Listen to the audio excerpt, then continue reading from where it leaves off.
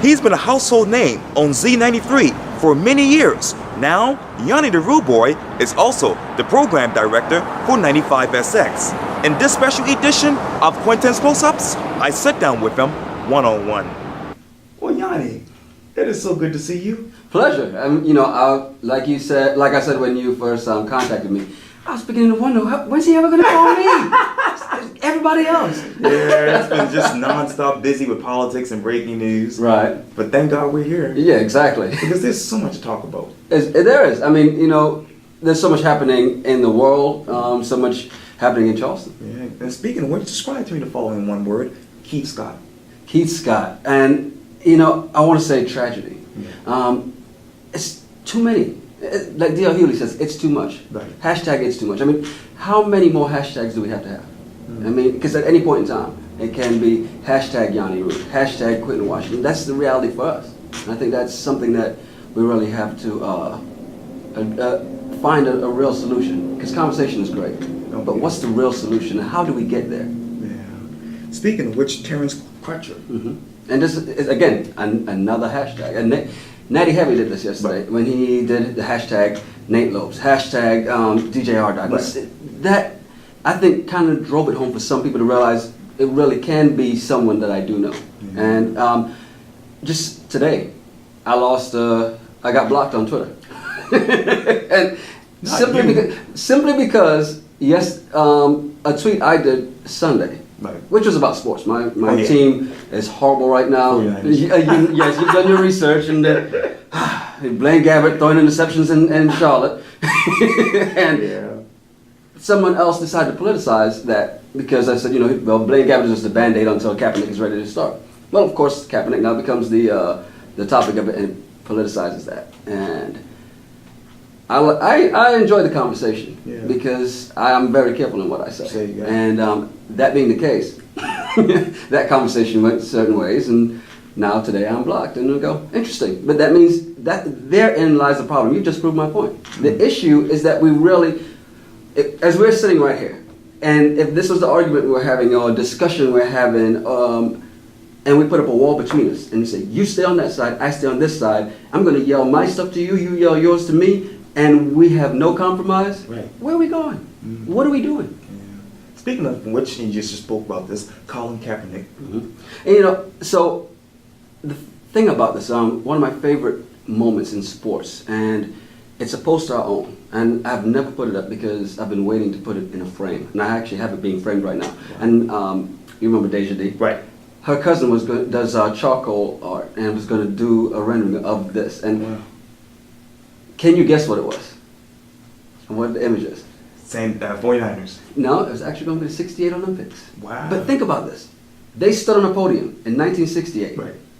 Raised glove fist, right? And that was almost 50 years ago. Wow. But here and then what were they standing for then? Inequality. Right. Justice for all. Right. What is Colin Kaepernick taking a knee for now? Why? Nothing's changed. And it's even Shannon Sharp, right, on Undisputed. And we've over the years we've made fun of Shannon Sharp and some of the things he said, but what he says now is so true. Yeah. And when he is talking about the poll as to the number of people who were opposed to Colin Kaepernick's stand, right, he says, if you look at 1963 and the Martin Luther King March on Washington, right, the one that is always talked about as the I Have a Dream speech, right? Well, in 1963, the opposition was just as big. And people like to refer to, MLK did it this way. Yeah, well, he was opposed then too. He faced hatred, he faced hostility back then. The same way that, it wasn't on Twitter. Exactly. Same way Colin Kaepernick is facing it now. Right. And everyone else is taking a stand. And describe to me in one word, Simone Biles. I don't know if I can do one word. Well, let's try. Amazing. Yeah. And encouraging. Role model. I mean, like I said, there's so many different adjectives you can use because, it's amazing what she's done. And I think at the same time,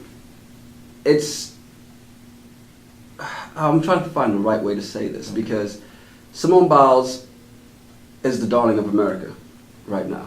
just like Gabby was 4 years ago. Sure. But what a difference 4 years makes.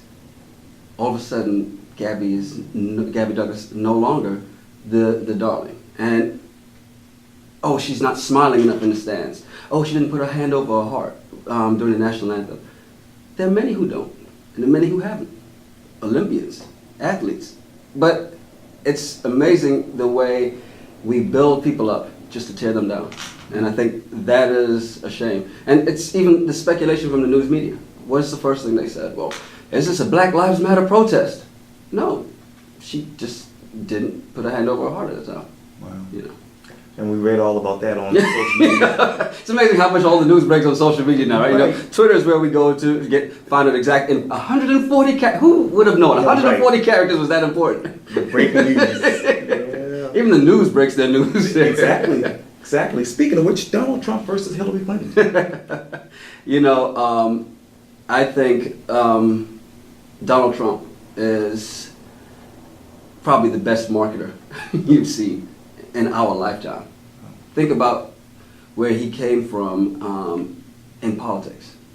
Started with the birther movement, and everybody said, "Oh, that's fine, let's laugh along." And it was funny until he says, "I'm going to enter the race." And I said, "Why would you want to be president of the United States?"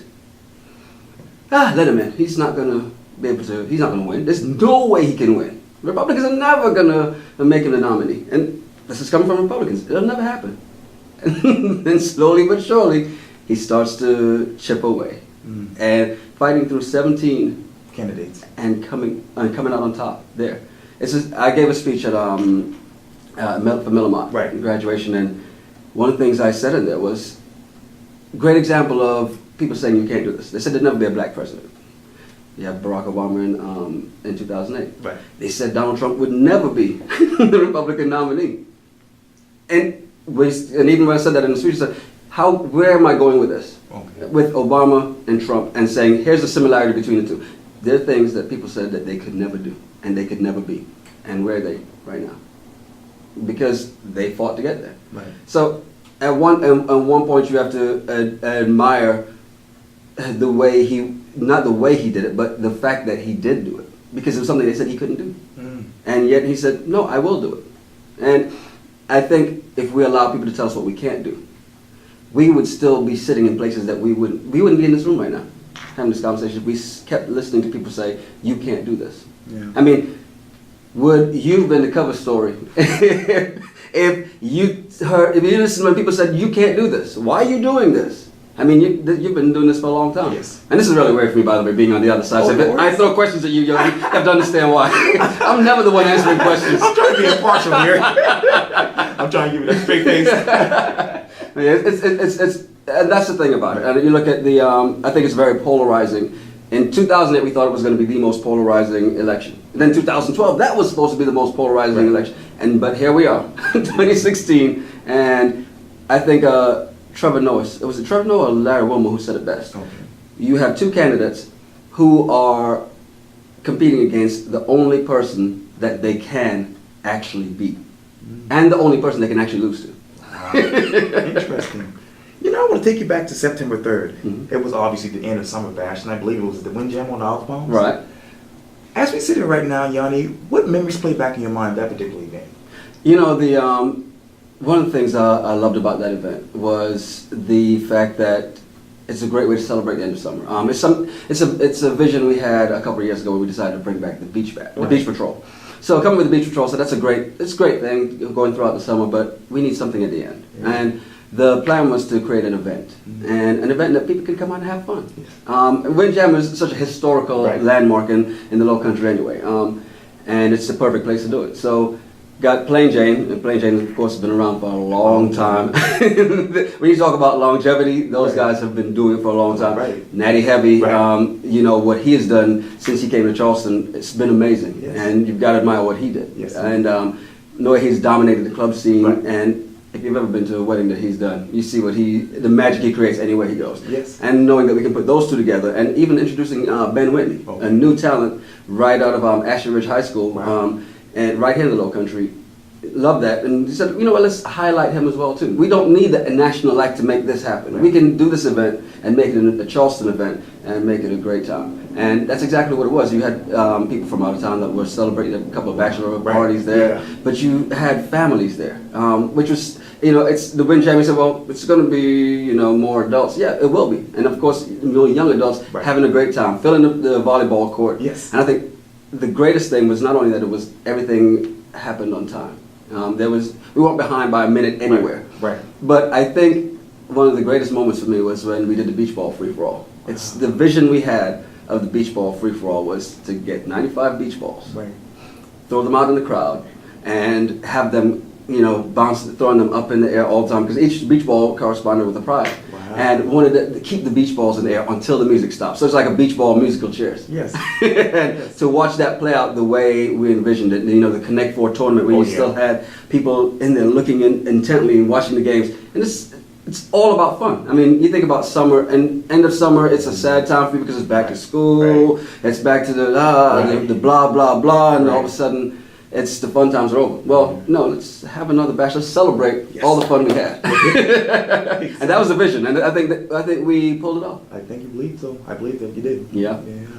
And let's walk back down memory lane, because even before the birthday, end of summer bash, that is, you went down your own memory lane. Mm-hmm. Talk to me about going to Antigua. So I went to Antigua, which was on the way to Montserrat. Right. Now, Montserrat is where I was born. Yes. I mean, not born, I should say, where I was raised. I was born in St. Kitts, raised in Montserrat. Yeah. And it was very surreal for me. And the reason being, it's been 25 years since I've been in Montserrat. The island, 2/3 of the island is on the volcanic ash and rock. So everything I remember is in the exclusion zone or under volcanic ash and rock. So everyone is now in the northern end of the island, and that is, it's a very different. If you were in Plymouth or on the south of the island, you barely went through the north. If you're going to take a drive around the island, yes, you go through the north, but very seldom would you. And I got a chance to actually see the last two houses we lived in. The house that my mom and I built and then sold, and then the house we lived in right before we left. And the museum is still there, but it's right on the edge of zone, they call it Zone V for the volcano. You can't go there without the authorities, or you will be prosecuted. Right. It was really weird. It was, you know, seeing the house that we used to live in and say, well, sure, it looked a lot bigger when I was small. It's kind of like being in an airplane and going, well, the seats were always bigger when I was a kid. But the good thing about it is, and the reason why I went back, is my sister started a workshop. It's called the Montserrat Music Festival. She's a Juilliard-trained violinist. Got her bachelor's and her master's at Juilliard. Is working on a doctorate right now at Stony Brook. And so she took some of her classmates and some people that she's worked with in different projects and started a workshop. And with that workshop, she's able to teach kids. And, you know, trying to give kids the opportunity that they wouldn't get anywhere else. And you think about it. You have 8 classically trained musicians that are down there teaching kids the clarinet, the violin, the piano, the flute, the cello, you know, the trombone, and it's an amazing event. And last year was her first year. This is the second year, and it's just I went down to help her by being her photographer, being her videographer, and of course got to throw a plug in at Music Montserrat, where you can find all follow along, and it's to help with the fundraising because we want to keep it going and also make it a year-long interaction between the instructors and the kids, because it's great that they're going for a week and but there's only so much you can teach kids in a week. But it's to be able to do video conferencing and teaching with the kids through video just throughout the year, so that when they go in for that week of training, it's more of honing what they've learned throughout the year. And I think it's amazing to get one person that's trained the way they've been trained, to be as highly trained as they are, to go onto an island of 5,000-6,000 people. To do that is amazing, but to get 8.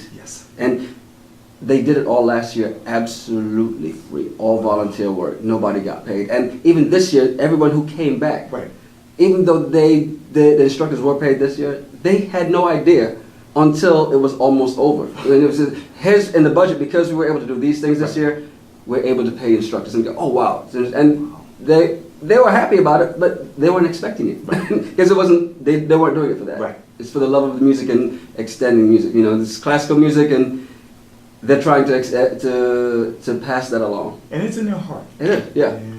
And you talk about being a videographer that is at that particular festival. A lot of people don't know this, but you actually started your career at Antilles Television and Radio. Yeah. And from what I understand too, when I read this, you actually participated in a teens show called Children's Hour. Right. What was that like for you? So here's a funny thing about that. Okay. Going back even to the very beginning, my grandfather was the general manager of 2 radio and 2 television stations in 2 different islands in the Caribbean. It's in Montserrat and in St. Kitts. My mom started in radio when she was 16. Wow. And I got started in TV when I was 8. So I'm 3rd generation. Right. And he hired me, 2 good stories out of this. He hired me to clean the equipment one summer. And this is back when TV would go off. Yes. So the first day I go and I clean equipment, just Right. wiping down cameras. So it's not like they were really dusty or anything, but you know, you hire your 8-year-old grandson to come in and do some stuff. So Right. the next day I go in and the TV was already supposed to be off, the station was supposed to be off, because it comes on in the morning for news. Right. Oh, yeah. But when everyone's going to work, then sign back on in the evening when everyone's coming home. Right. So when I got there, I was the first one in, and it was still on. When the secretary came in and said, "Hey, the station's still on," so she went in and turned it off. But when he came in, I went, "Hey, Granddad, how you doing?" And, by the way, when I came in this morning, the station was still on, and these words he said to me. "So did you turn it off?" And that's all he had to say. I never picked up a rag again to clean equipment. I started learning to edit. I started learning to run master control board. I started following the cameraman everywhere, and that really just, it gave me the reason to be able to move forward and learn as much as I could. And when I joined Children's Hour, this was a teen talk show, roundtable, kind of like this. Yes. And we're all sitting around in the secondary studio while the main host is in the main studio.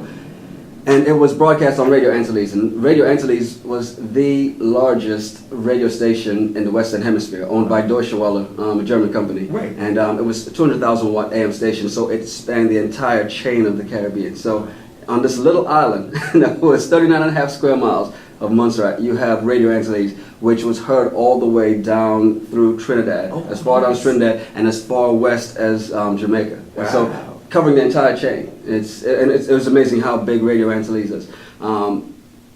But I remember being a part of it, and as you go around to start the show, everybody gives their name, and well, it just gets so blah. I'm going to go, I'm going to come up with a nickname for myself, so I did. Then the next week they had a topic on homework. And this is when I really found out that people did listen.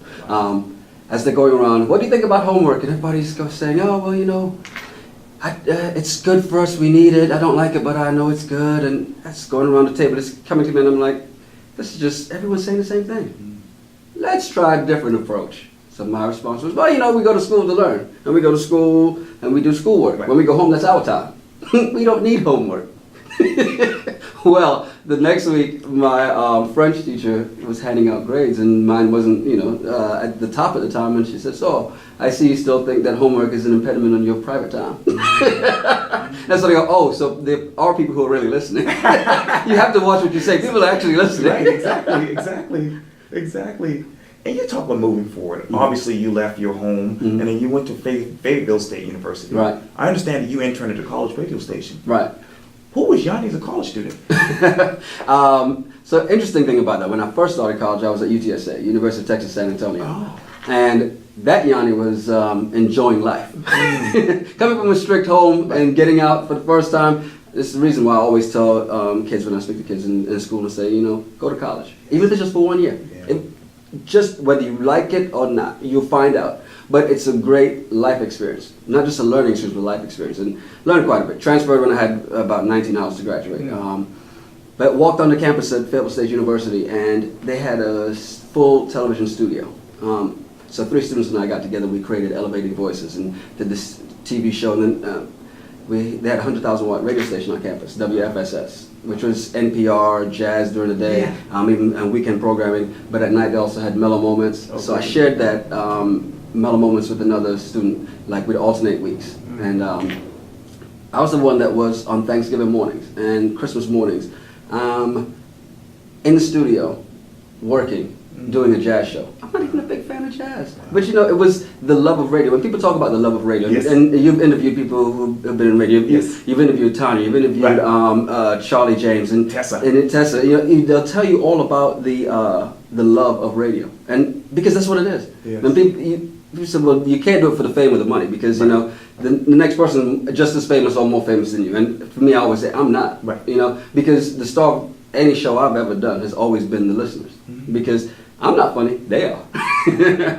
And it's the love of it, and you know, it's hard to describe what that love affair really is. Right. You know, it's just like trying to really describe love. Can you? No. I like you. Fill in the blanks for me. WZFX taught you. WZFX taught me a lot about having fun in radio. Some of the greatest things I learned, it really shaped a lot of what I do. I thought we had one of the best teams that you could take that station in Fayetteville, North Carolina, put it anywhere in the Carolinas, and we would compete and probably kick everyone's butt. That's how strong a team we really had. When I got hired, I interned there, and actually when I interned, I was working at on bass at the PX. But I quit that job and said, I'm going to do this internship, and I'm not leaving until they hire me. Well, luckily they didn't kick me out before they hired me. 2 months later, I got hired as a morning show producer, which is, I always tell people, they say, well, how can I get in? For me, I got lucky at times, and it really was. A lot of it is luck, a lot of it is determination, a lot of it is hard work. And I tried to learn everything I could as an intern, from filing CDs down in the dungeon, as we called it, but it was this huge room about this size with nothing but CDs all around. And so we'd go in and alphabetize and just...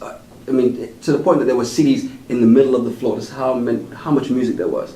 So, spending the time doing that. So, starting from there's nothing that can be beneath you at any point in time, especially when you're just starting out. You have to do it all.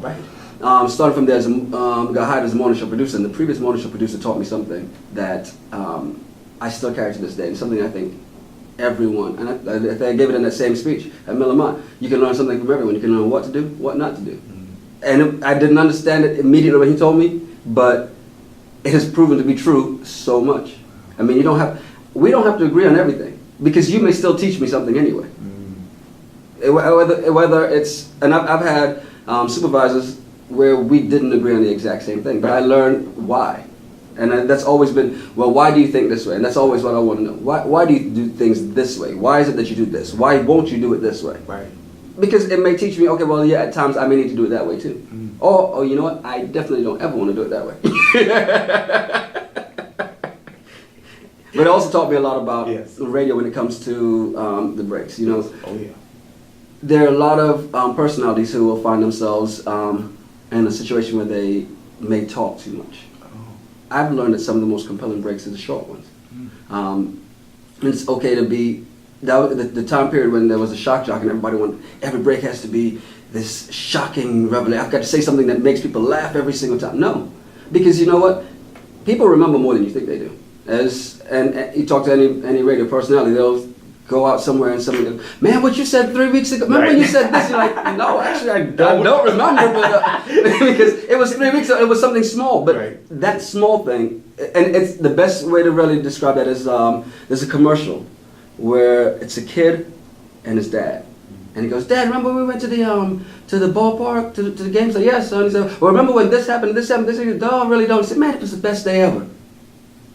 It's not what you think that makes the impact always. It makes the impact.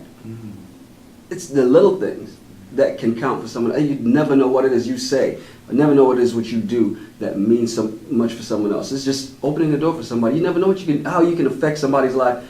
Little random acts of kindness, or even just words. There you go. Words are powerful. You are. They really are. You're right about that. Tropics is. Yeah. Tropics is love. To be quite honest, I remember when we actually came up with the name Tropics International Sounds, and it was just one of those. Swisher had a long list of names. He just kept writing. He said, "What are we going to call ourselves? What are we going to do this?" And came up with this long list.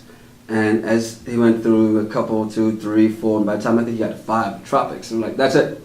Tropics International. So that's it. That's the one. And so the rest of the list, we never even looked at the rest of the list. I have no idea what the rest of the list was. I can't even remember what the ones were before it. But it started out as just Swisher and myself as just DJ, doing reggae music, then when we teamed up with Price and Jungle and decided to do events. And when we did the Island Vibes Reggae Block Party in 2007 downtown, that was with Collie Buds. Did that, and the following year we brought Shaggy in, which was an amazing event. And it's just grown from there. And I think that's one of the things that we've, our main goal, and it's always to have fun and to spread the Caribbean culture. Yes. And that's what the music is about anyway. And the one thing I love about reggae music and soca is that it's one of the things that you'll see 3 generations at any of our events. And, you know, from child to mother to grandmother. Right. You know, and everybody's having fun. When we did it in the Charleston Caribbean Jerk Festival this year in North Charleston, and the North Charleston police that were out there at the end of the night, they're like, we had so much fun out here. It was such a great event. I'm like, yeah, we're all signing up for next year.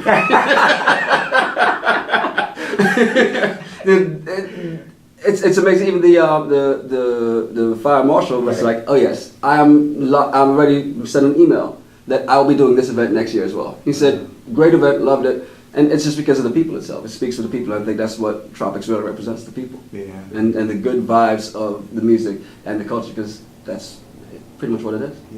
Yes, indeed. Let me turn back to right now, because obviously you were the program director at 95SX. And of course, you're still doing on-air work at Z93 Jams. Let me ask you this. What is your secret to really juggling on-air work and behind-the-scenes work?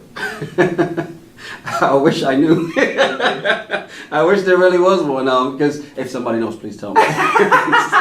It's a lot of work. And it's, I think what makes it easier for me is the fact that I have this desire to win. And that's it. I mean, it really is. I get up in the morning and I don't even set an alarm anymore. I get up at 5. Or if I'm going to the gym, I set an alarm because 4 o'clock is a little early. But if I get up at 5, you know, I'm in the office by 7:30 every morning. Which of course means now those are 12-hour days, right? But if you love what you do, you never work another day in your life. Exactly. And to me, I go in that early so I can get enough done so that I can still show prep and get ready to go on the air. Because there's a lot to be done prior to going on air. And then of course doing on-air work with Z, which is the Island Vibes. It's actually on Z and also on Win 106 in Florence. That is done after hours.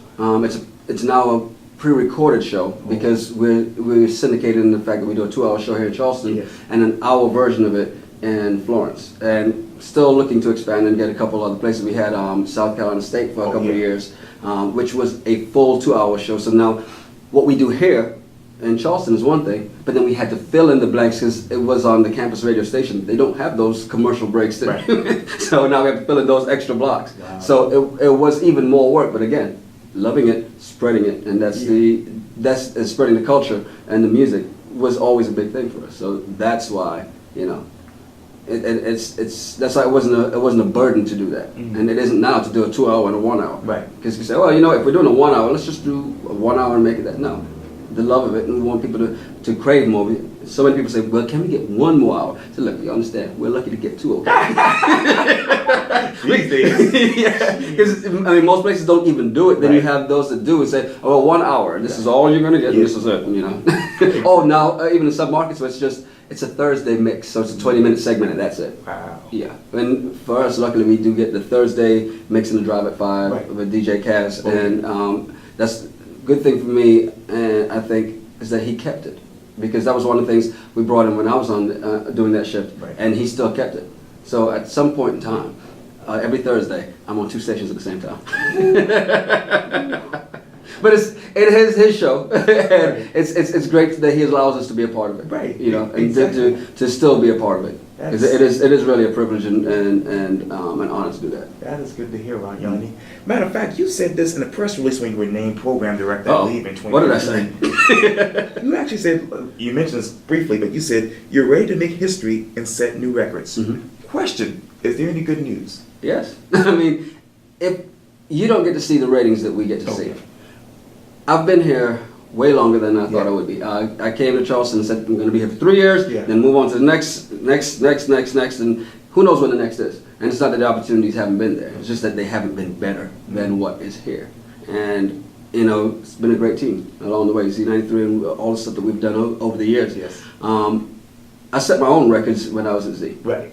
And, you know, we won for, and especially withstanding so much competition Right. from the Hot 98.9 to Right. Power 94. Right. And the great thing about that, and just going back a little further, is just that to watch the two of those stations flip formats within a month of each other, after both coming after us and never once acknowledging each other. So their whole thing was, let's get the big guy on the block. And they attacked from both sides, and then we took them both out simultaneously. That was amazing. It's because, especially considering what happened in Columbia, Right. and they looked at it and said, well, we can do it in Charleston. Well, no, we had a good, strong team at the time, and that wasn't going to happen. The goal, when I got to 95SX, was to try to create that there.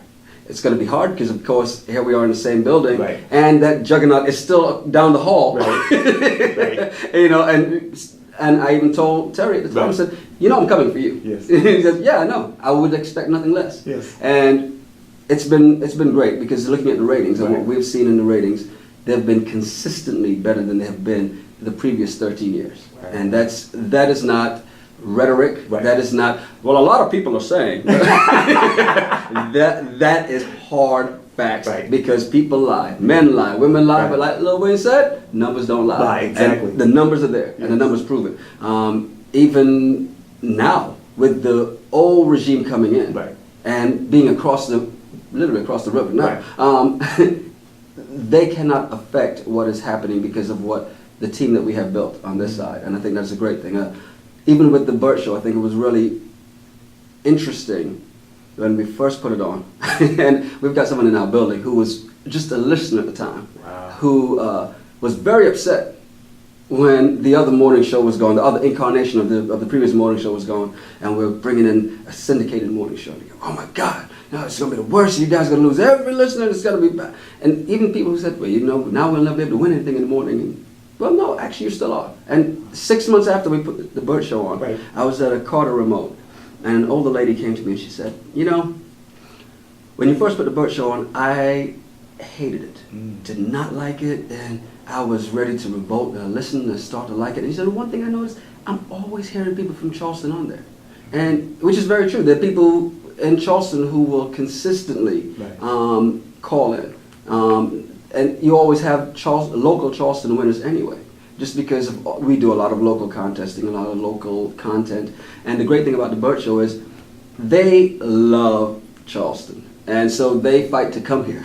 If there's one market they want to come to all the time, it is Charleston. There's so many ties here. Burt had a house on Folly Beach, you know. Kristen has, will soon be her sister-in-law, because Bart, her fiance's sister, lives here. Interesting. So when they come into town, and the great thing about them, they come into town and they don't just go, well, I'm going to the hotel, I'm going to stay there. No, they go into the town. They have a good, Brian, when he came, the first time he came was for Cupid's Onion Run this year. And he had a great time, and considering that he was going to be here, but had to go back to Atlanta for an event that night. So think about it. Most syndicated talent would go, I've got an event in this big city in market number 10 today. There's no way I can come to market number 79. Are you kidding me? You know, but no. Got on flight that morning, came here, did the event, had a great time at the event, stayed as long as possible, went back to the airport, jumped on a plane, did the event in Atlanta. And they're just hard work is that way. But then he said, I've got to come back and experience Charleston with my wife. So he came back for the Insane Inflatable 5K. And what I think really speaks volumes about what they do and how much they love radio and love what they do and always want to be around the listeners, which is key, is that he said, let's set something up for later that day where I get a chance to meet the listeners. We can, he said, I'll do a comedy show, I'll do whatever. And so we put together Brian's one-man show to raise money for Burt's Big Adventure.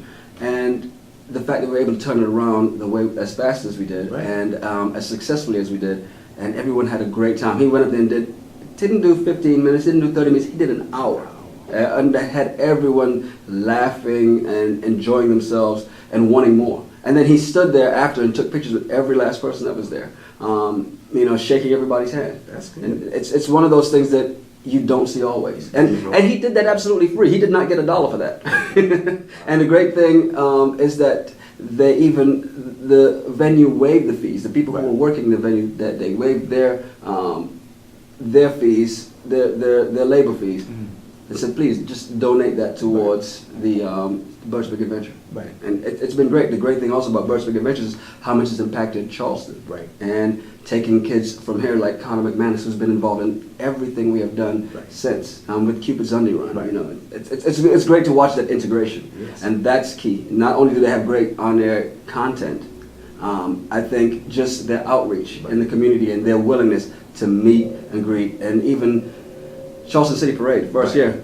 Remember when they said, so what float are we on? I said, no, we don't have a float. You can sit in the van if you want, but usually walk the parade. Great, let's go. And every last one of them, Bert's like, just, hey, give me stuff, and I'll go. And he's going out shaking hands, you know, and making sure they touch everyone as they're walking the parade. And not worried about being on the float, not worried about being in the van, and I'm the superstar, let me just sit here. No, they want to go out and touch everyone. That's a great thing. And that's the formula to success. Exactly. And that's why we have had the records that we have set. And right now, number one, the Burt Show is the most listened to morning show in the city of Charleston.